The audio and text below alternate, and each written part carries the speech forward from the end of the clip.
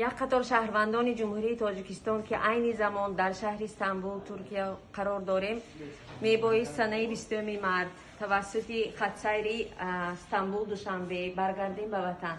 متاسفانه طریق آن دستور قرارداد جمهوری تاجیکستان که آیدی بر قطع نمودن تمام خط سیرهای بین المللی برآمد و سنه 20 مارس ما موافقه کرد و بنابراین ما مجبور شدیم که از ایرپورت استانبول برگردانیده شدیم و نتوانستیم که به خط سیر خود به دوشنبه پرواز کنیم.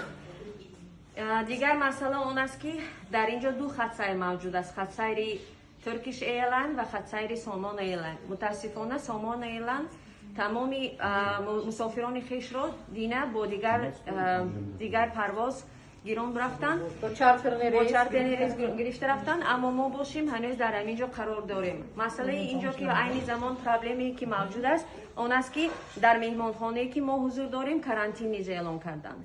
آن شرایطی که ما عین زمان روی به آن آوردیم این عموما به هیچ وجه موافقت نمیکنه، چون که هم ایرپورت به نزدیکی محکم می شود، هم ما از اینجا از جایی که قرار داریم می توانیم به بیرون رانده شویم.